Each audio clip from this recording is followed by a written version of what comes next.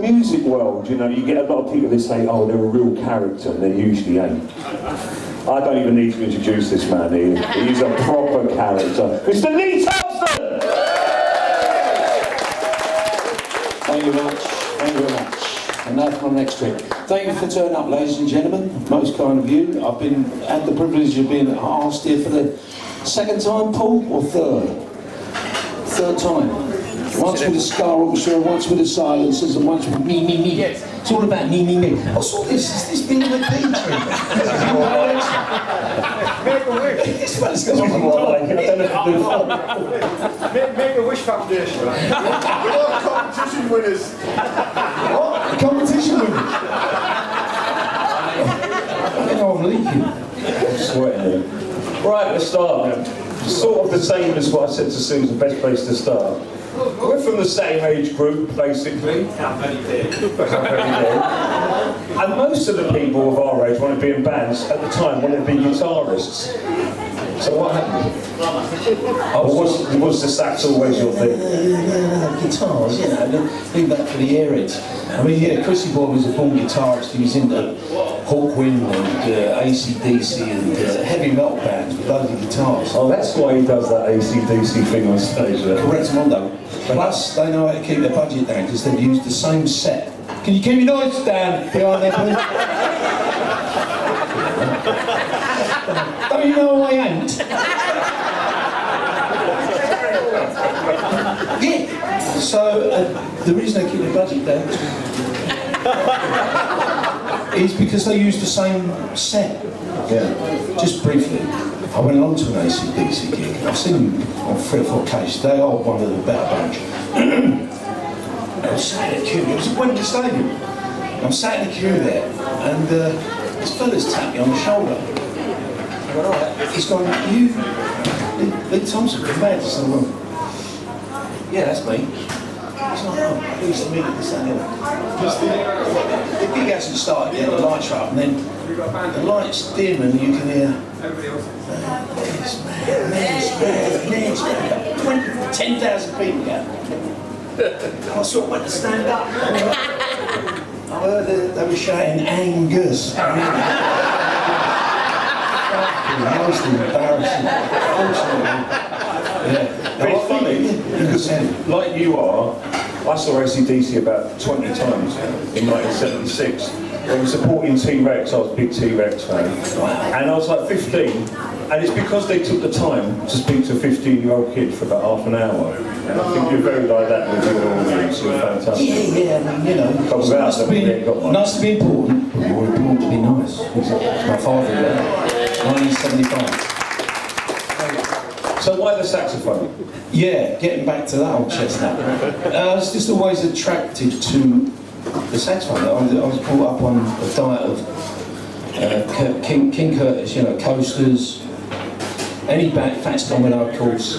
Most bands from the mid-50s, the R&B circuit, it had saxes in, and I was always attracted to that.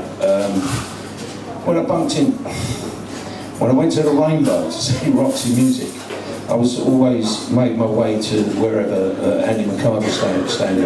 And certainly at Dingwalls and pub rock gigs. What gravy with that? Oi, keep your noise down. Put cotton wool around those knives and forks, please. Oh yeah, Dingwalls, Hope and Anchor. Like, we used to regularly go and see bands like Phil Goods and all those pub rock bands and that, but in particular Ian Dury or Kilburn and the I-Roads. And David Payne, the saxophonist, he was a character. He'd go on stage with a tie that lit up or span, or he'd always have, right down the bell of his sax, he had, it was pork pies. I might be getting that mixed up with Deaf School, but he'd throw pork pies out, and if you break a table tennis ball up into small bits, put it in silver paper. I learned this at Boston. You light it, blow it out, it makes a very strong smoke bomb. And David Payne, I just thought it was visually entertaining. And it's good to know how to play your saxophone, though for the first 2 years I played it out of tune, I suppose, you know, about that. Hold one step beyond the played out of tune. I would have mentioned, right, and I've never mentioned that before. Now it's my teeth that's dropping out. Yeah, see, it's like 99% of the world, I believe everything I see in films. Now, a lot of my knowledge of madness comes from your film. Take it or leave it. I fucking love that film. Do you like that film? Yeah. I really thought that was a funny film. How much of that is made, you know, fictional, like the stealing of the sax? The saxophone is a true story, but that wasn't in the film, was it? Yeah, no, he goes, go and get the, you know, the ulcer for the, he's got the numbers scratched off of it. Oh, that's right, yeah, it gets as far as that, yeah. That light is shining right behind your ears. You've got two big Prince Charles pink ears. Anyway, where was I? A little nose. First time I'm taking Where was I? Yeah. Right, so you stole the saxophone. The story is, does anyone not know the story of how I acquired my saxophone? You don't? You're the only person that doesn't know the story. Is there anyone else that doesn't know the story of how? Right, I'll tell you anyway. I'm going to bore you up to tits to death. A pal of mine, Pete Kennedy, God bless his soul, there was half a dozen that had been to the Sundown music hall, which is opposite the centre point. It's now, well, it's demolished now, of course, isn't it? Lately become the Pink Pounder. Anyway, they all left there back in the mid-70s, and they're all walking up the road, and one of them got on the shoulders, Pete Kennedy got on the shoulders of Roy, my pal, and the windows at the time were these Venetian slats, and he took them out, passed them to his pals down below, and he climbed in and handed out a Fender guitar, a twin neck, one of those twin neck little things, out. And then he went to hand out a Selma Mark 6, which, you know, very, very sought after instrument. It's the creme de la creme of tenor saxophones. And as he went to pass it out, his friends in the distance could see two silhouettes of a couple of busies. So they said to him, like, don't pass that out, they're getting close. He was like, okay. So they walked to the edge of the pavement and caught the police's attention as they walked by. And it was lit up in the front of this shop, and it was boarded off. So, you know, it was about from that glass there to here deep, but it was lit up like a Christmas tree, like those lights there. So he decided to stand in the shop window like that. Serious, and I only found that out a couple of years ago. I don't know, never let the truth get in the way of a good story. It's weird, I'm sitting here and I've just realised that just got two people here who've both been nicked saxophones. The first time I ever got knocked up was for nicking a saxophone. Me and my mate, we stole two saxophones from school. I knew the guy in the shop who had a band called Sore Throat, remember them? Yeah, man, yeah, support them at the... Yeah, so he took, in fact, I'm positive I saw them wearing feathers. And one guy, anyway, so I told my mate to go and sell them, and I didn't realise that this ILEA stand for them, which is the Inner London Education Authority. And what's worse was, the guy who went to sell the the saxophone, the guy in the shop knew his name, and he put down his name was Tony Tosh, because he liked Peter Tosh. So they said, we'll wait it for 30 minutes for the money to come from the bank, and then the old bill turned up and banged us up first time. Two saxophone thieves. Well, I've done worse. Where did you get yours from? My school. I've got a trump now. Right. 1975. No, 1974, because I left school in April 74. So this is autumn 74. Anyway, I won't fucking get anal about it.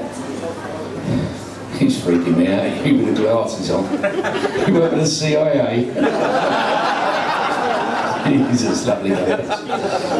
And I said to me, Dad, look, I've left the window open of the second floor of the Haverstock school I used to go. I should be saving this for the book, really, shouldn't I? I was thinking you looked for it. And I said, Dad, I've left the window open. Dad, naughty old character. And my cousin, so he decides to drive down to the school. The old man waits outside. We climbs over this fence, which is like that crisscross wire. Yeah. And the higher you get up it tends to wobble. It's over there. I'm up the lamp post over to the window. There's two big dust lines filled with flutes, what's going on? He's a sax player. We're having a chat. What's the matter?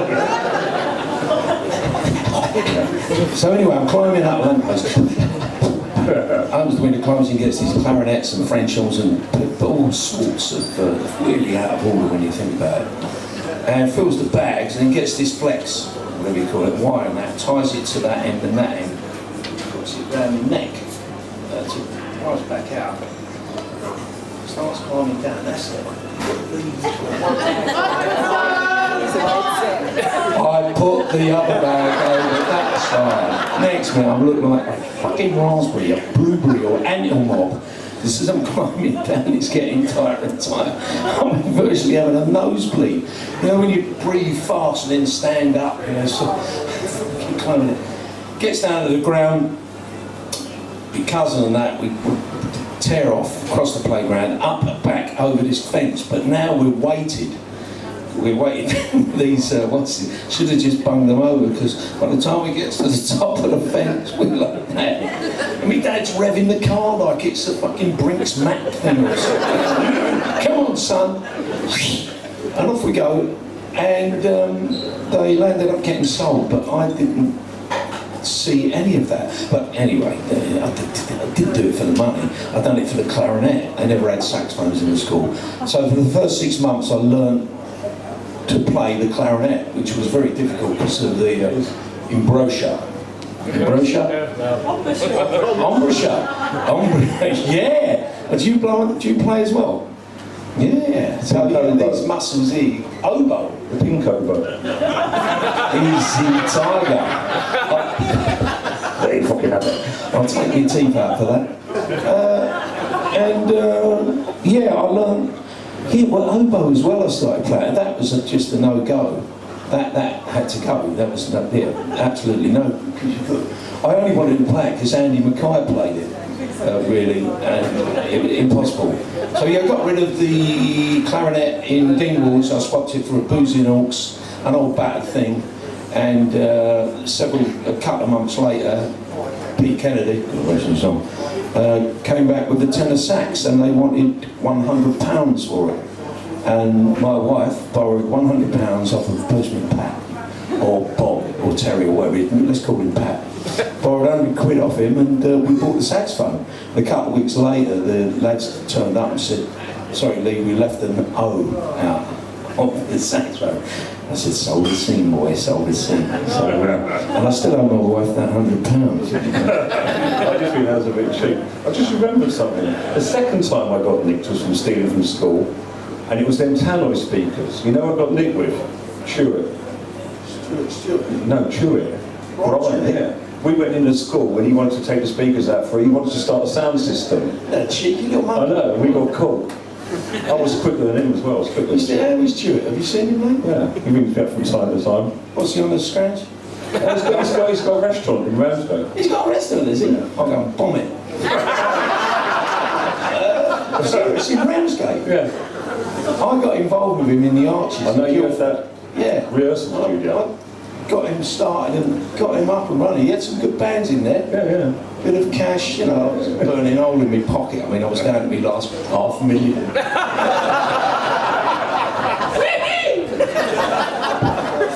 And he landed up turning it into a nightclub, a drug den, you know, Smarties and M&Ms. Yeah, a lot of drugs. And then the British Rail that owned it, they landed up charging him rent and rates or something. It just went. Right, let's go back to the story. What's his address? Where's he? Cool. I'll get that for you later. Right, so let's skip on a bit, right? It's about madness, you know what I mean? You get together, you eventually start gigging around London. What are your memories of that time? There were great places like Nashville. Electric Ballroom. Electric Ballroom, that was always violent. What were the memories? I mean, where do you want me to begin? What was the worst absolutely. You know, you got a bunch of blokes 1 minute standing at bus stops, sniffing glue. Well, we weren't sniffing glue. We were jumping freight trains and starting that graffiti thing that sort of is now, well, what's it called now, tagging or whatever. Yeah. So we was being little urchins, but not just enjoying life, not sitting in watching Benny Hill. Mind you, I did love Benny Hill. Tommy Cooper. You know what I mean? You got see, I've got to ask a few madness too. I'd rather talk about glue sniffing than Steve saxophones, but... No, I'll tell you what, that Lady Esquire, that took you places, didn't it? Them little Lady Esquire in Woolworths, little bottles of, what do you call it? I was poor, I could only do a magic marker. The magic marker, you cheapskate. Caught, yeah, I went through 4 boxes of those in one night. And a little Lady Esquire, I put on Medal by Pink Floyd. I was there. I've done a whole bottle of it, half a bottle of this stuff. In a tissue. Yeah, what was it used to take it off? Thank you, young lady. Thank you. That's yeah, what they used it. I said they used to call you the Bostic Strangler. I like it. I like it. Right, we've got to talk a little bit about two-tone and stuff that people expect it. Oh, fuck them, I don't give a fuck. I like yakety sax. Alright, let's just cut through it. Everyone knows all the records, they know what Madness have given to the world and all this, we all know that. Yeah. What's the one thing that sticks out for you from that early time? Oh, God. There's one bit when you thought, fuck me, this is good.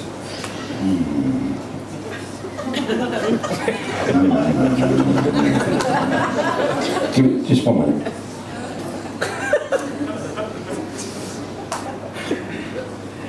Chatting up one of the legs and co, I don't know. This must be something. God, no, you're going too far forward. Let's start. Let's go away. The standout points, of course, was getting the single when we was going up north to Liverpool, Manchester, doing some gigs up there, and John Astor turning up at Archway Roundabout and presenting us with the Prince, the single 1-2 tone. Now that is a standout moment.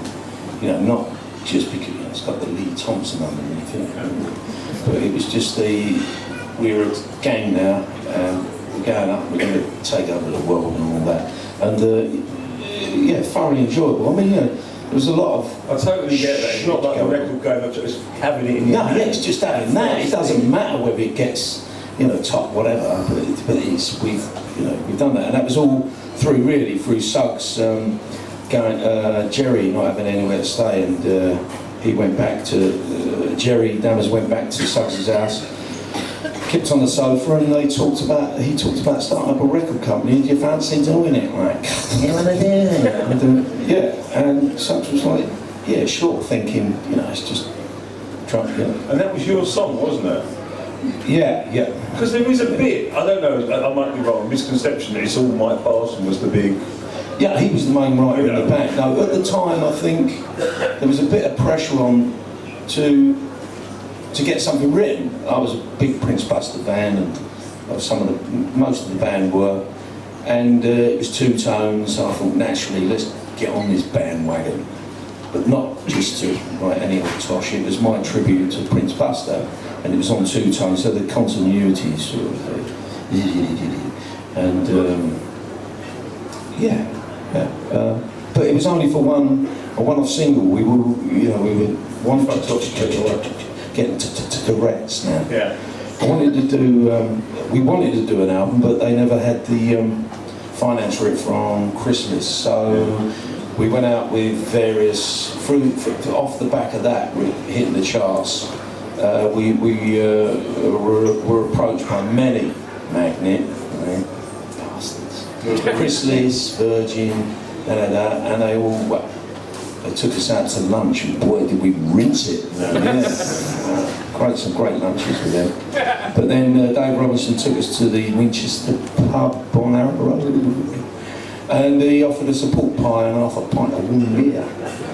And he said, "I can't offer you a great deal of money. I can offer you, an advance of £1,000 was our first advance. Still got the bank statement, framing that bugger." And he said, what we wanted, the main thing was that we had the artistic control. We wanted to dress how we want to dress and put ourselves, I don't know if we knew it at the time, but we wanted to, visually appear as we are and have artistic control, I think they call it, darling. And he said, yeah, for sure, go on then. And we were like, great. So anyway, one more time. Word association. Am I dreaming this? You said the Winchester. Have I seen a picture of you with George Cole? Yes. I've seen a picture of you. George Cole and Mark he's in Bedford. character as Arthur. Yeah. He's got the cigar. He's giving it that Arthur Daily look. Yeah. I don't know where that was taken or. I just got this vision. I saw it. I thought, lucky bastards. You got that. That's in my celebrity corner. Yeah. I turned up. I got found on a park bench in Regent's Park. Right? the warden poking us. And that evening was the Eurosports awards thing, where you got the likes, you got all these top sports people and that. Yeah. And I've just literally gone straight there, driven over to wherever it was, and I just was like, when you're in one of those movies, when you top up on a bit of alcohol, you're just like indestructible. Oh, you're teetotal?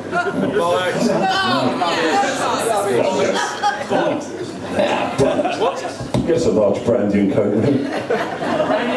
I'm serious, I'm fucking gasping there. I'm trying to be professional. Finish your water. Don't go for their coke. Right, anyway, so you're on the park bench. Is it an album? It's got saccharin in it, it's got not a bit of fizz, it's shite. Yeah. It sent me to sleep though yesterday. Is it all right to swear in front of that baby? Brandy coke, please, anyone. Paul gets brandy coke. Anyway, I said that thing, this sort of conception that Bison is the lead, and people turned that into that he wrote all the stuff, which I know he did. But the one thing I constantly hear from people here and everywhere is that Lee is the spirit of madness. Do you agree with that? Yeah. That's what I hear all the time. Yes. He was sexy at the front, he used to be good looking like now he just can't really get to the booze. But people say that. Do you think that's a fair thing to say? What did you say then? You can't really get to the booze. Oh mate, we got a yellow card out in one of the last gigs we've done, Suggs and himself. We still socialise with each other, although it's a lot of it sort of, get up on stage, do your thing, and have a little drink after. But no, we done Eindhoven, I think. Anyway, done this gig, come off stage, brilliant gig. He was on form. I'd actually had my lungs sorted out and my teeth strengthened. It was a good, fantastic sound. It was one of those sparklers. Good gigs, bad gigs, and then you get sparklers. Yeah. We went back to the hotel and we got the flavour, of course, and about 1:30, 2 o'clock I said, fancy a late one down the road? I said, yeah. And we've left this hotel in beautiful Belgium, I think it was, and there was bowls of fruit, oranges, apples, and for juicing. And there was these carrots. So we've grabbed the carrot each, I don't know why. And he stuck it in his jacket, and I've stuck mine down my trousers, it's a bit tight, man. And we've gone running off to the town centre. We found a couple of bars, they don't shut till 4, but the beers they sell, they're in like test tubes. What a load of bollocks. So we had to order up about 20 to make it hit the spot. They're about so round and about so deep. We were socialising, we were in no rush. But yeah, we ordered up a few beers, had a few beers, and cut a long story short, we went for a sort of hot diggity dog in the local late night food bar. There was a couple of ladies sat there, and we just got chatting and didn't know who we were, didn't know who they were, and yeah, you're from around here, oh, what weather we're having and all that crap. What the fuck was that?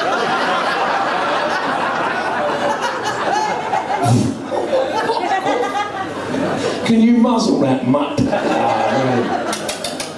I'm always going to start barking. You went for me. He's just winked at me. He lucks in. And anyway, we're chatting to him, and and this, that, and the other, blah, blah, blah. 10 minutes gone by, and we're like getting a bit thirsty. Laid up, about to get up, and then someone's gone, ooh. What? And I completely forgot about the carrot.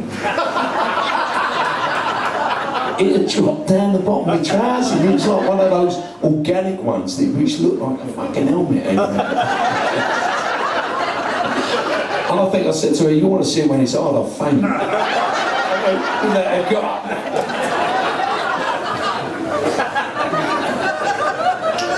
So that was very recently, yeah? He spat his hot dog out all over the place. Anyway, yeah, that was the lot. Well, we got a yellow card because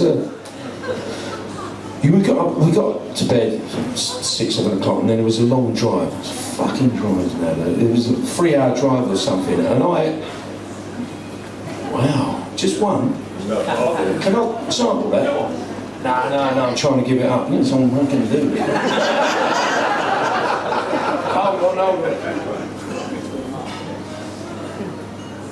Oh, that's better. Tell the staff you're proper fizzy. Oh, what's a prima donna, right? The reason I ask is because it was only a couple of weeks ago I was rehearsing in the studio. So, no saccharine, full fat, sugar. I heard this noise, and all of a sudden I see all the Maddie boys are there, and you were writing new songs, didn't you? Yeah. For a new thing. Oh, and what the amazing thing was, I see so much shit on social media about bands and who's in it, but it's basically the whole lineup, isn't it? Bar Chaz. Bar Chazzy, yeah. Do you think Chaz is a big loss, going? Yeah, I miss him. I love him, and I miss him. Yeah. But basically, I mean, I've seen a few times, occasionally someone will drop out. Yeah, everyone has their sabbaticals. You know. I mean, I dropped out when the musical at our house was, I don't know, 6-month house exchange to Brisbane, Australia. Hey! I paid them to do that. My youngest son, the hardest part was getting our son into school over there. Once that was sorted, the rest, it was plain sailing. We got the 6-month exchange, and the people that lived in Brisbane came to our place. He was a draftsman, she was a budding lawyer, and they paid in that 6 months. They managed, from the wages they earned in England, they were able to pay off their their mortgage and and I couldn't get rid of my dosh. We were getting like $3 to the pound. I said, what though? The first place we turned up at was in the car, and I pulled up at a petrol station. Massive petrol station, big petrol station. And I thought, where's the petrol pumps? And there's these columns, and I walked up with a fellow and I mean, where's your petrol pump? I said, this is an off licence, mate. Fucking off licence, I pulled up. They like a drink over there. Is that a good Australian accent? Nah, that ain't good. I thought it was alright. Fucking hell, Bruce. Sorry, anyway, fucking carry on with you, mate. Yeah, and that was a great experience. My son, you know, the saddest thing was the friends at his school. He was just 7 at the time. They were out waving him goodbye in tears. It's a bit like myself, a bit of a charm. Yeah, exactly. No, the reason why I say it is because you was basically the same band for 40 years, which is quite an achievement, you know what I mean? Are you shaking now? You know, and the question was... You're shaking like a leaf. Here, pop this in your hand. It's in such a waste. Don't talk about me. Fucking saying anything you fucking with that. Anyway, Harold and Mildred... How long we got? God, I thought I'd be out of it by half 2. Harold and Mildred. No, George and Mildred. They're at the cinema. And Mildred's gone to George. Hey George, this kid's next to me. He's having a Barclays. You what? He's having a J Arthur. He's gone, well, let's move. She's gone, it's not that easy as using my hand.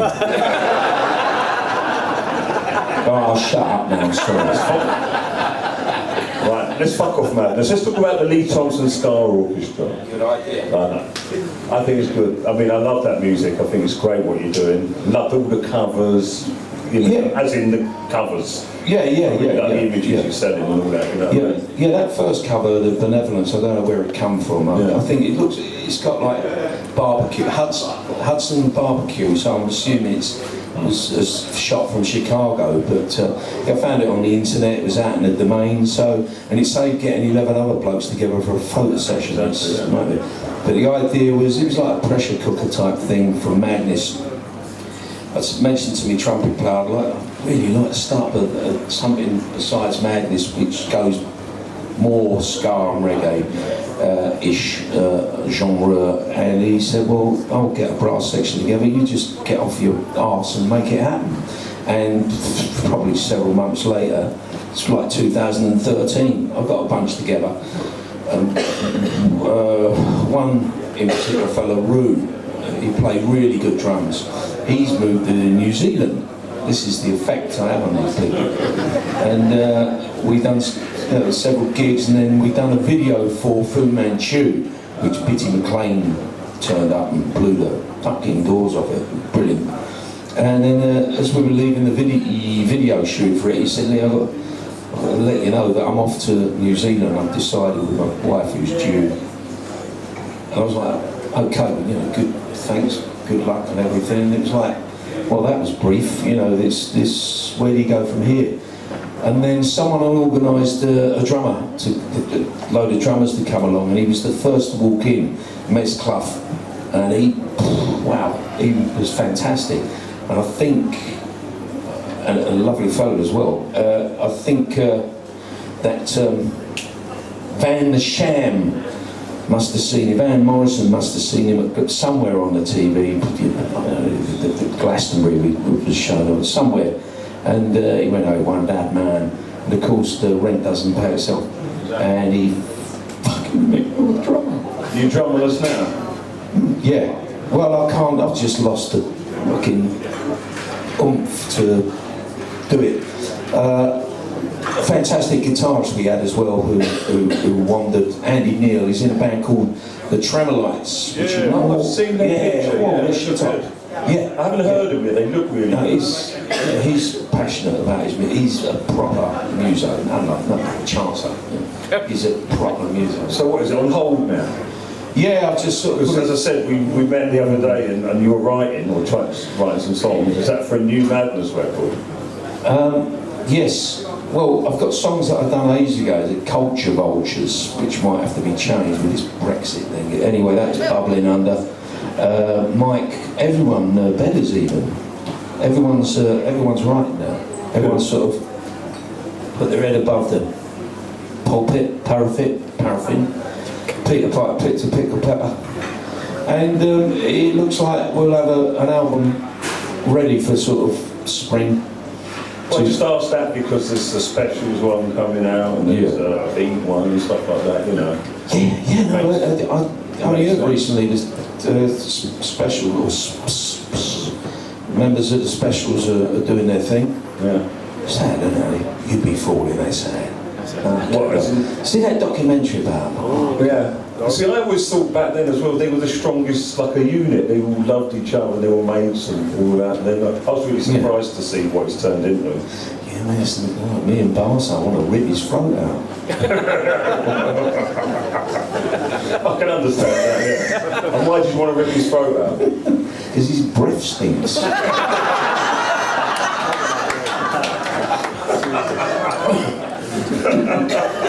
It's now, Barson himself, we never used to go. It was like that brotherly thing, you know, Noel, the Gallagher's.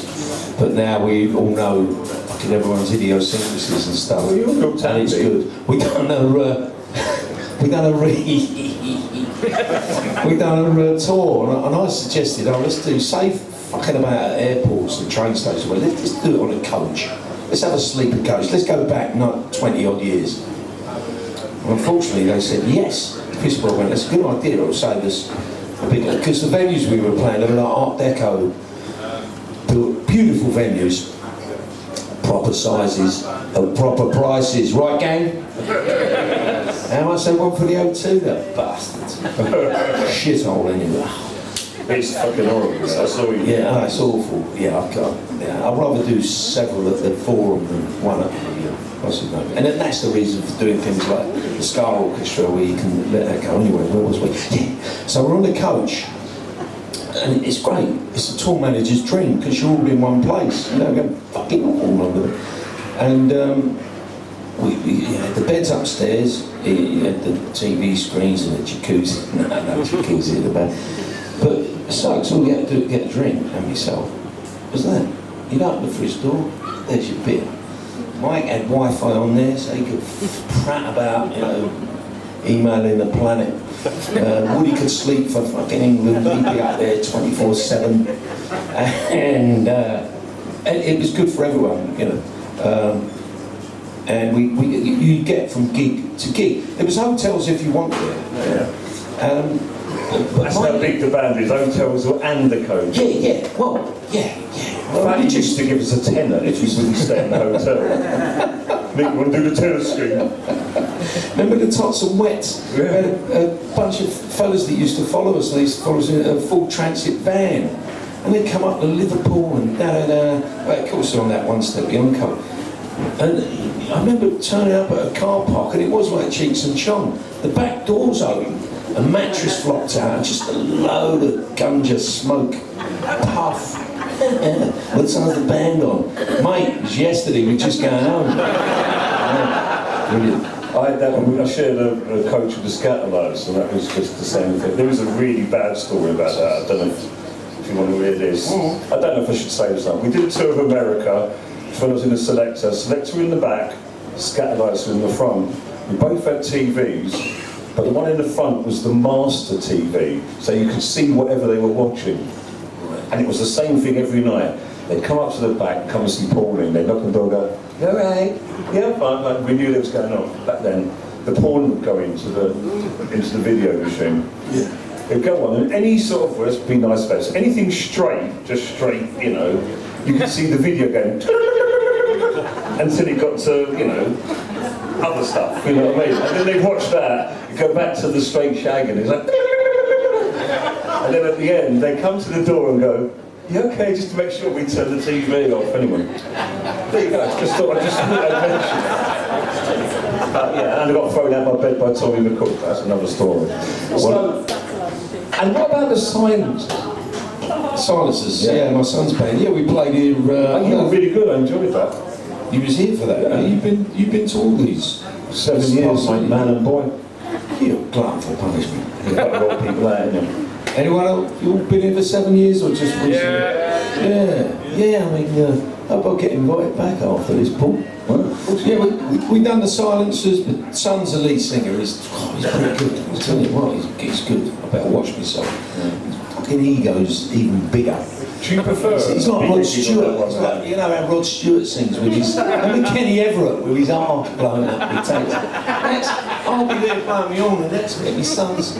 Yeah, Maggie, I wish that.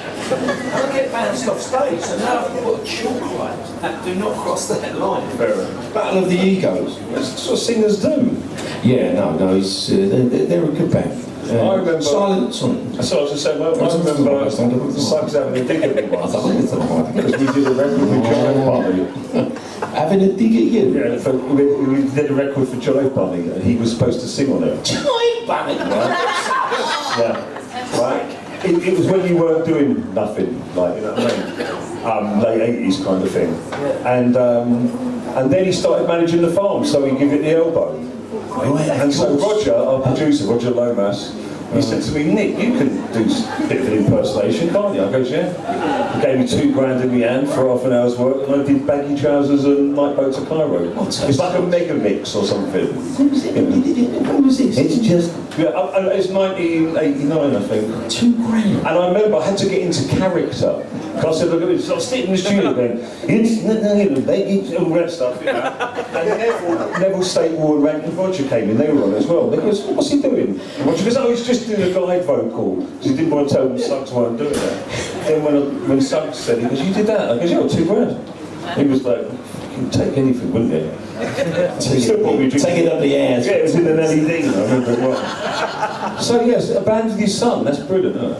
Pardon? You do a lot of that what's that place called? The Balls Theatre? You played down the Balls Theatre with the thing. You mutt or what? Yeah. What's going on here? So it's just passing the time. Bull Arts Theatre. Bull Arts Theatre, that was it, yeah. Yeah. You do a lot down there, because I'll see you advertised down a lot. So anyway, I want to throw it over, because there's lots of people I know want to ask you questions, especially... Who's the main one that I was asking? Ali, where's Ali? There she's your, you know, Ali. She's got posters all over her wall of you, mate. Using it in the dart practice. Anyway. Lee, Sean, shadow your work, obviously. My funniest memory of you is on top of a 20-foot fence, escaping from an angry pub manager. And my question is, did you ever have to pay for that in that fire extinguisher roll? Where was that? In Parkway? In Parkway? Oh, fuck yeah. That was Halloween, wasn't it? Yeah, we'd done a Scar Auction gig up in Newcastle. Got right tired as you do. I thought, well, it's a long journey back to London from Newcastle. I'll be alright by the time I get there to Jenny's, what was it, launch? One stop thing. Oh, fucking hell. And yeah, gets down off the train straight to Camden Town, straight to the one-stop gig, whatever. And Louis was there. Louis Vors, the Scar was the piano player, and he dresses a bit like myself. You know, an old Ray Mac and a trilby and that, which I had on at the time, so we both looked pretty much. And he was there with Phil Payne, what a name, eh? The old Crunches sound man, Philip Payne. And they're watching the band, and at one point I've decided to climb amongst the crowd, and then up on stage. And she wanted me to sing the lyrics to a song. And it was, I don't know, you don't say my own songs, let alone other people's songs. Where was the gig? Where was the gig? It was in where was it? Yeah. Barcelona. Yeah. Anyway, fun. I won't bore you too long. But there was a fire extinguisher, picked it up. And I just remember the backing vocalist with her, I don't know her name, covered in tattoos, black. Oh, I know, yeah. She's model. Very rumbable. Very, yeah, good, very attractive. If I was 25 years younger, she's still 2. And I grabbed the fire extinguisher and picked it up. Oh dear. And then of course, once you pull that pin, it's a £1,000 fine or £2,000 fine. The pin's gone.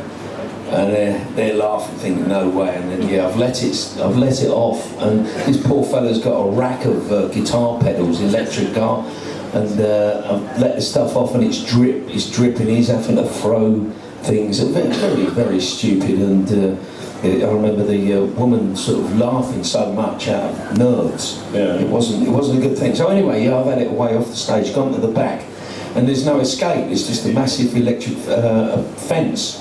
And, you know, like a fucking thief into the night, I've climbed up this fence, which is as high as this. Not a fence, a metal, that about it.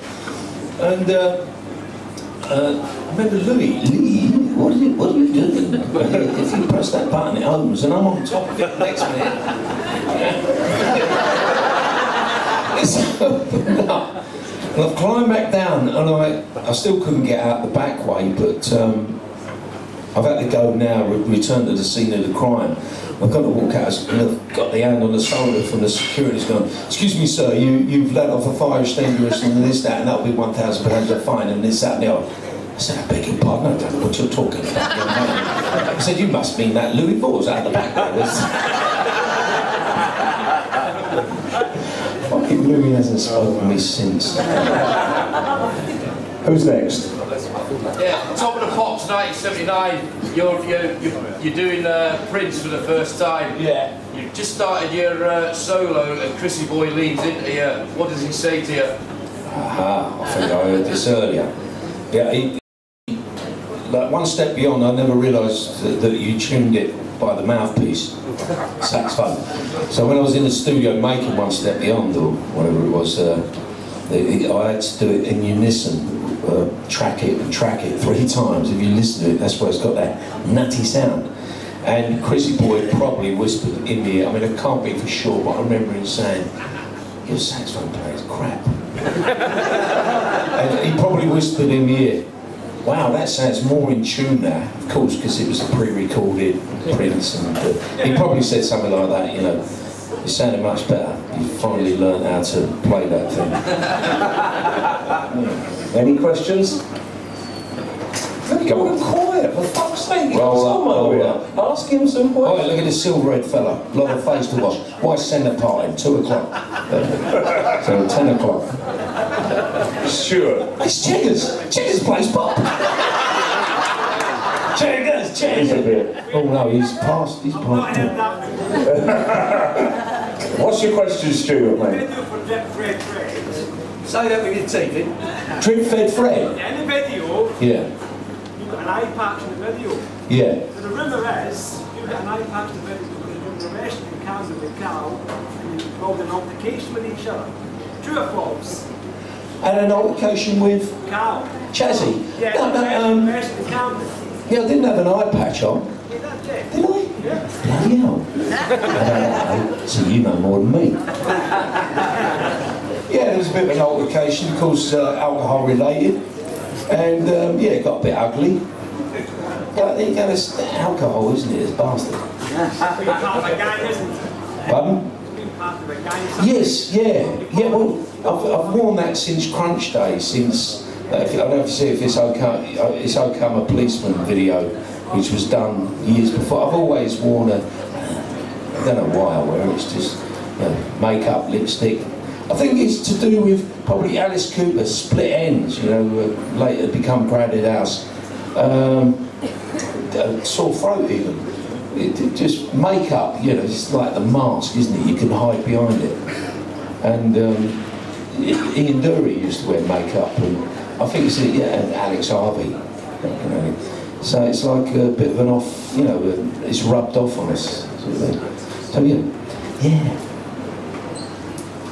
Come on, someone's got a question. Lee, what song are you most proud of writing? Way to play, embarrassment? Oh God, you've done me wrong. Probably embarrassment. Yeah. Why embarrassment? I mean, it's a great song. Yeah. That was just a very personal thing. Yeah. It's got just all the shit, you know, that bigotry and exactly. Yeah, gossip and stuff. You know what I mean?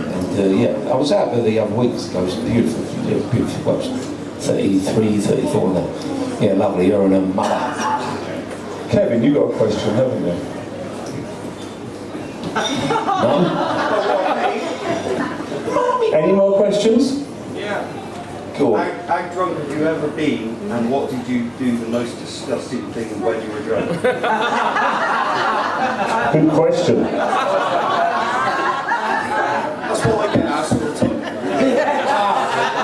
Where did he come from? Security! Chuck him out! Right, where do you want us to begin? The most drunk I've ever been, and the worst thing, or most embarrassing thing, was it? Yeah, so you need this. You were the most embarrassing. Right, okay.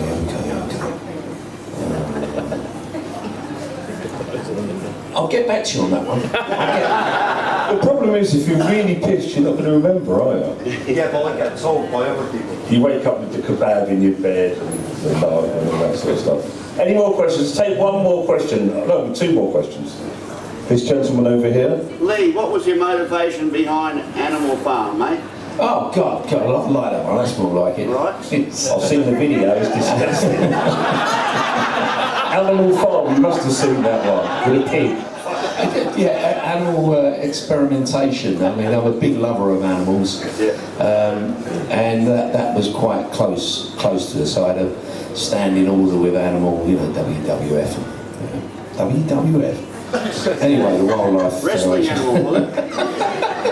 Wrestling that teddy bear. And yeah, the reasoning behind it is all the experimentation, which has to be done to move science and technology forward. But I was very sort of against all that. Didn't go blowing up laboratories or anything. So, yeah. Cool, that's right. Thank you, mate. Yeah. Yeah, Young Lady in the Madness t-shirt. Great instrumental version of that as well, by the way. We'll talk later. The Business. Was it The Business? What? No. Yeah, it was. Do you have a question? What was your favourite character to play in One Man's Madness? The musicologist. Yeah, it's got to be. Yeah, he's just got all the manner. And easy to mind the words. Copy his words. Clive Lang was the hardest, and Dave Robinson, because you see I'm sort of speaking, sort of looking down there, yeah, the musicologist, I liked him, he was good, yeah, funny. I was just thinking, don't you think that Lee should be doing a one-man show like Sam does? Yeah. One man show. It sucks he does it, doesn't he? Yeah, we'll let him. You know, it is pretty good. I'm not very. I was shitting myself doing this. I mean, I'm amongst good. I'm feeling their warmth. Well, not yours, you icicle. Let's have one more question. Who's got the best question in the house? Come on, something really deep and cutting. Who was that? Louder. How big is your what? In Lee's opinion, pass it on to the next person. Come down, man.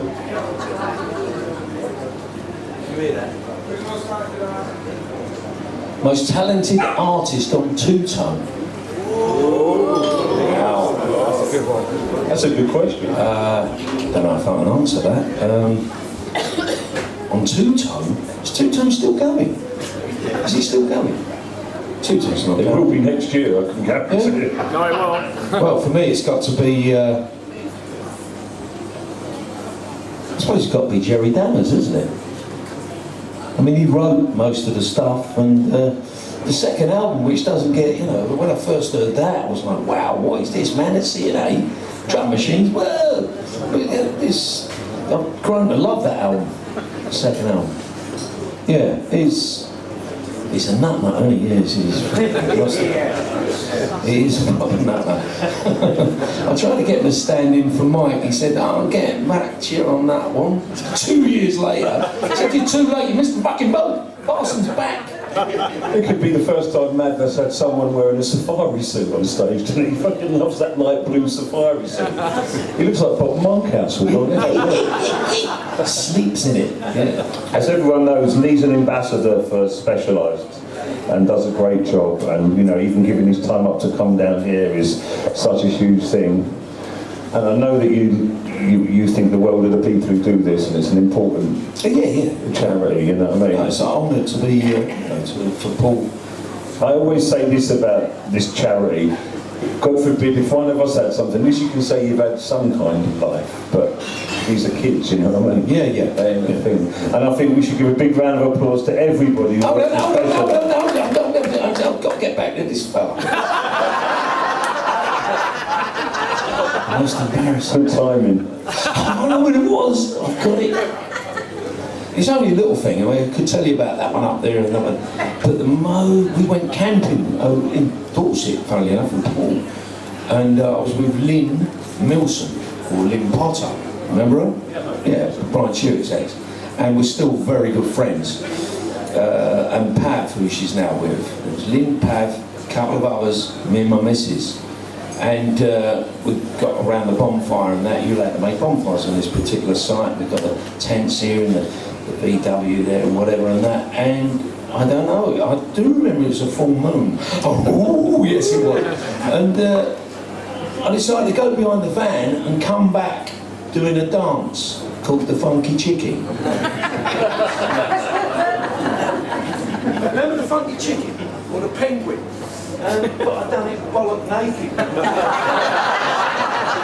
And all that's like, I don't believe what you just... So that's probably the most embarrassing thing, you know, really. Nice one. And on that note, once again, I want to give a big round of applause for Lee for giving up his time. He's a total gentleman. And the good thing is, you don't need to interview him, because he just does it himself. He's fucking great. Lee's also going to be signing this once again, like Susan did, and you can put £1 in the bucket. Oh, I've got a few of those to shout. Oh yeah, there's a few of those. And then there's my album over there. I'm a Pop-Tart. How much do you want to give us for that one? Well, Please move out the way. no, hold on, steady boy. I've given two at your auction. And they're unique, those two that have been given at auction. They've got a special thing inside them, if anyone wants to get them. These, I don't know, what do you reckon? How much do you reckon they're worth? Good cover. 20? 25. Small pony, cockle. 20 quid, signed. Yeah, there you go. Come on! I think that's worth it. I mean, what's going to cost? One! We any offers on 25, 25, 25? I give you 25! No, I mean, I don't give you 25. Money coming your way. Thank you. Yeah, so Lee will be signing this for a little bit. And once again, let's hear it up for Lee Thompson!